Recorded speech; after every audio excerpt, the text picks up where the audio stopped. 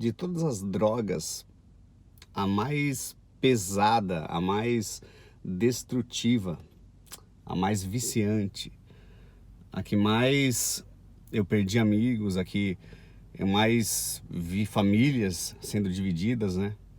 Minha família sendo dividida, é a religiosidade.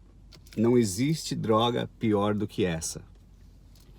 Deixa a pessoa ignorante, deixa a pessoa agressiva, transforma pessoas boas em pessoas ruins. Eu lembro quando eu era moleque, eu era adolescente, eu não podia andar com alguns primos, com algumas primas, porque os pais deles descobriram que na chácara de um dos tios, tava ali uns primos levando escondido cigarro, acho que era em latinha de refrigerante, nem sei o que era, mas pegaram o cigarro da molecada, né?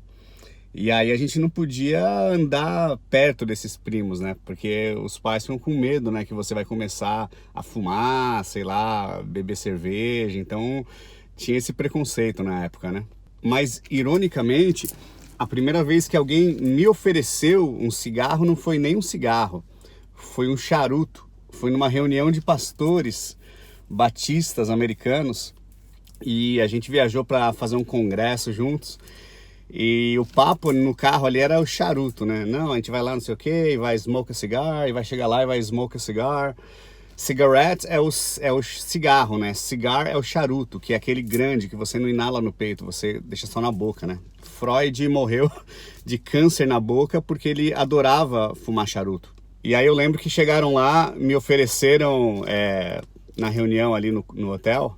E aí eu lembro que chegou lá no hotel, né, na segunda noite, eles prepararam ali um monte de batatinha frita, essas coisas, e pegaram os charutos. Não tinha cerveja, não tinha álcool, porque para eles o álcool é pecado, mas a nicotina não é, o charuto não é no caso. Eles só escondem dos membros, mas entre eles está permitido. E na época eu não aceitei. Na época eu fiquei escandalizado com os caras. Até me afastei deles, eu lembro. Mas a religião, para mim, o que mais assim me afetou foi o relacionamento com o meu pai. Eu lembro que minha família sempre foi muito unida, muito forte. A gente sempre era muito feliz, né? Especialmente quando a gente estava aqui nos Estados Unidos. Aqui, ministerialmente, pro meu pai era difícil, né? Ele não tinha aquele resultado numérico, né? Um monte de gente vindo ali na frente no altar, né? Aquele negócio que no Brasil sempre acontecia, né?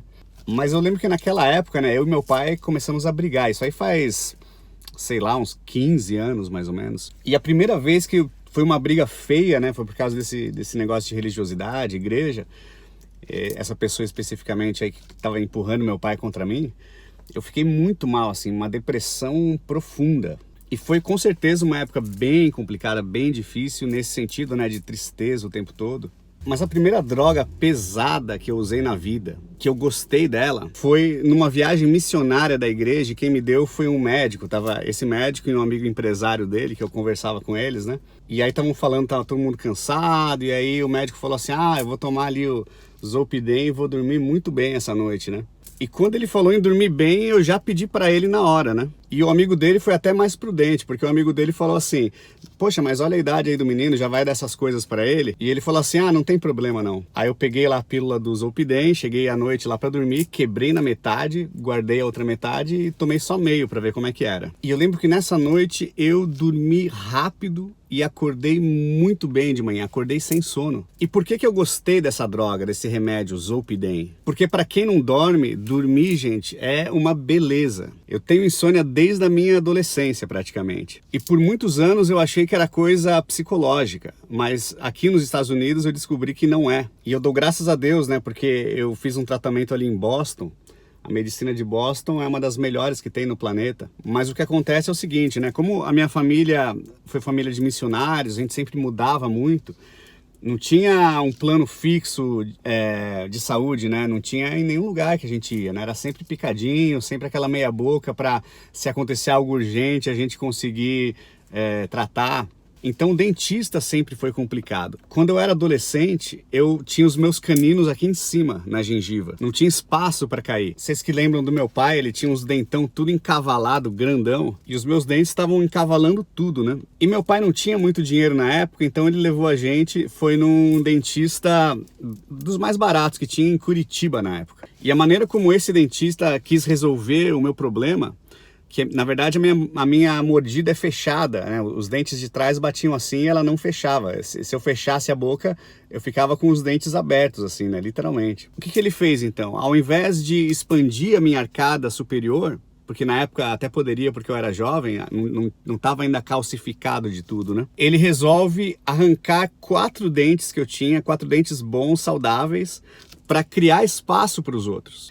Então, beleza, ele criou, puxou os outros dentes, mas deixou a mordida fechada. E aí, meus amigos, eu lembro que eu tinha crise, ainda tenho, de dores imensas aqui, porque você fica rangendo, você range o dente a noite inteira, basicamente. Então hoje os meus dentes de trás são tão lisos, igual o de um senhor de 60 anos. Isso aí, além de não me deixar dormir à noite, me dá uma dor o dia inteiro praticamente, vira dor de cabeça, que dá mau humor. E porque você não dorme direito, seu corpo não produz os hormônios na mesma proporção. Então isso aí desencadeia uma série de coisas na sua vida. Mas por muito tempo eu achei que essa insônia era muito mais algo psicológico. Mas você vê, eu fui fazer o exame de sono aqui em Boston e eu dormi uma noite inteira lá com os aparelhos ligados no corpo inteiro, né? E nessa noite eu esqueci o número exato das vezes que eu acordei, que estava ali no relatório. Eu não me lembro de ter acordado tantas vezes. Era ou 26 ou 46 vezes que eu acordei naquela noite. Ou seja, eu quase não durmo nada desde a minha adolescência. Mas então, quando eu era jovem e sofria de insônia, né, logo no começo aí dessa jornada, e você descobre um remédio que te faz dormir rápido e você acorda bem, porque a maioria dos remédios farmacêuticos que você compra sem receita, você toma para dormir e ele funciona. Você demora mais para dormir, mas no outro dia você acorda cansado pra caramba. Então, para mim, esse Zolpidem, eu sempre gostei dele. Mas hoje em dia eu tomo quando eu não consigo fazer Botox, porque no meu caso, Botox resolveu. Botox você coloca aqui, né, nesses músculos aqui em cima, injeta a agulha aqui, injeta aqui assim também, e aí você trava durante alguns meses esse músculo, mas eu não consigo pagar isso toda hora, entendeu? Ele fica uns 3 meses mais ou menos em você. E aí quando eu não consigo pagar Botox, eu tomo o Zolpidem, eu peço pro médico me dar e ele me receita, e aí eu consigo descansar, entendeu? Já orei a Deus pedindo para ele me ajudar na insônia. Já pedi isso várias vezes durante muitos anos e nunca aconteceu. Já tentei deitar ali para dormir. Sim, às vezes eu até consigo, né? Acordo algumas vezes ali e tal, cansado no outro dia. Mas para mim é uma coisa difícil. Mas o assunto é drogas. E é um assunto que está na vida de todo mundo, porque toda vez que você entra numa drogaria, você está comprando drogas. A diferença é que você está controlando drogas que o governo regulamentou e falou, ó, você pode usar essas dessa forma e essas de outra forma. O governo que os candidatos são todos financiados, tanto direita quanto esquerda, pela indústria farmacêutica. E quando meu pai estava morrendo de câncer, ele tinha quimioterapia e era um negócio cruel para o meu pai. Eu lembro um dia eu estava voltando, trazendo ele do hospital de volta para casa, antes de a gente alugar um apartamento ali do lado do hospital. E o ar-condicionado estava quebrado, estava um calor enorme no carro, chovendo, vidros fechados, meu pai vomitando aqui do meu lado no carro, aquele cheiro subindo e ele naquele mal-estar, naquela dor. E eu lembro que um dos remédios que meu pai tomava para quimioterapia era caro demais, bem caro mesmo. E pesquisando eu descobri que existiam remédios mais eficazes, mais antigos e muito mais baratos que ele poderia estar usando. E ele não estava usando porque a indústria farmacêutica não produz mais. Porque para eles fazer o remédio antigo, barato, que funciona, não compensa financeiramente. Então eles não produzem e vendem qual? O novo, muito mais caro, que não funciona. Meus amigos, isso aí deveria ser crime hediondo.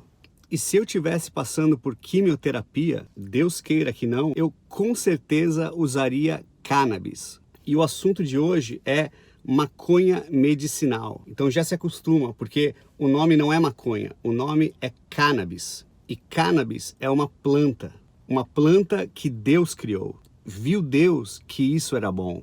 A diferença da cannabis com outras drogas, outros remédios, é que na nossa geração ela foi primeiro conhecida como droga recreativa e depois como droga medicinal. Mas isso é um problema da nossa geração, porque antigamente não era visto dessa forma e no futuro não será visto dessa forma. E eu falei para vocês do Zolpidem, não falei? Zolpidem é uma droga, um remédio que você compra com o médico te receitando, mas tem gente que usa de forma recreativa. Tem muita gente que gosta de tomar Zolpidem junto com um copo de uísque, junto com uma taça de vinho, todas as noites antes de dormir. Porque se durante a experiência do Zolpidem você fica com os olhos abertos e você fica tentando ficar acordado, você fica sentindo ali um baratinho. Então as drogas que vendem na farmácia também são usadas como drogas recreativas. E isso é usar da forma errada, mas nós não podemos proibir o uso correto. Então, eu tenho plena noção que as drogas podem acabar com a vida de muita gente, já acabaram com a vida de muita gente, mas elas também já salvaram a vida de muita gente quando bem utilizadas. E o preconceito específico da cannabis está por causa de tanta propaganda negativa feita sobre ela ao decorrer dos anos. Quando você vê aqueles vídeos da Cracolândia, todo mundo se acabando daquele jeito, aquilo não é maconha, aquilo é crack. E crack não tem nada de medicinal. Crack é um veneno que te afunda para o inferno. Mas o assunto precisa ser discutido. Por quê? Porque os seus filhos, muito provavelmente, já usaram drogas, já viram drogas na frente deles. Então é melhor ter um diálogo aberto sobre o assunto. Então está mais que comprovado que ela tem muitas propriedades medicinais. E, por exemplo, quando você vai tomar uma anestesia, uma xilocaína, para fazer uma cirurgia plástica ou para fazer uma cirurgia. Essa anestesia veio da planta da coca, da onde fazem a cocaína. Você pode usar medicinalmente? Pode. Mas cheirar cocaína recreativamente é um outro assunto. Mas existe propriedade medicinal até na planta da coca. Por exemplo, algumas anestesias mais fortes ou até remédios farmacêuticos que anestesiam a dor vêm do ópio, que é da onde vem também a heroína, a droga mais destrutiva e mais cara de todas, que matou o Kurt Cobain. Então, se as drogas mais pesadas podem ser usadas em alguns contextos terapêuticos, medicinais, é óbvio que a cannabis também pode. Mas não é para você sair por aí fumando maconha, misturando com álcool, misturando com outras coisas e ficando malucão, entendeu? O que faz as pessoas quererem proibir é você pegar um vídeo desse e falar assim, ah, tá liberado, e sai fazendo um monte de loucura por aí. O maior perigo que tem em relação ao uso de drogas é a proibição, porque ela cria aquela atmosfera de crime, de esconder, de arma, de polícia, de tapa na cara, de tiro, de traição, de guerra, de preconceito. Por isso que eu sou a favor da regulamentação, eu sou a favor do ensino, porque dessa forma você reduz os danos. Eu vou dar um exemplo aqui. Cogumelo. Esses cogumelos alucinógenos, eles têm uma molécula que chama psilocibina, que ela induz você a aquelas alucinações, né? Você vê coisas. No Brasil, o cogumelo alucinógeno é legalizado. Não é que é legalizado, é que ele nunca foi proibido, porque nunca foi um problema social. Por que não foi um problema social? Porque no Brasil a gente sabe que muita gente que usa cogumelo fica loucão o resto da vida. Não todos que já usaram, mas muitos que já usaram ficaram malucos. Então é uma droga que está na natureza, que não é crime, mas que você não vê a galera usando porque a galera não quer se matar. Viu como a educação funciona? Já aqui nos Estados Unidos, o cogumelo alucinógeno é crime. Então o que a galera faz? Eles cultivam dentro do armário, tudo sofisticado, para esconder, para não ir para cadeia. E muitas pessoas querem usar. Por que mais pessoas aqui querem usar do que as pessoas aí no Brasil? Porque aqui é proibido. E o que é proibido é mais interessante, é mais tentador. Mais ou menos isso aí que eu penso. Beleza, galera? O ideal é uma sociedade sem drogas, sabe? Uma sociedade igualitária, uma sociedade que a pessoa não está estressada sem ter como pagar as contas, que todo mundo tem acesso a remédios e pode viver sem dor. Mas até chegarmos nisso, tem um caminho. E esse caminho envolve a compreensão, envolve o diálogo, envolve a comunidade médica e envolve, acima de tudo, muita fé em Deus, boas escolhas, inteligência, estar próximo de bons amigos, porque maus amigos vão te levar para a destruição. Beleza, galera? Beijo no coração, até o próximo vídeo. Fui!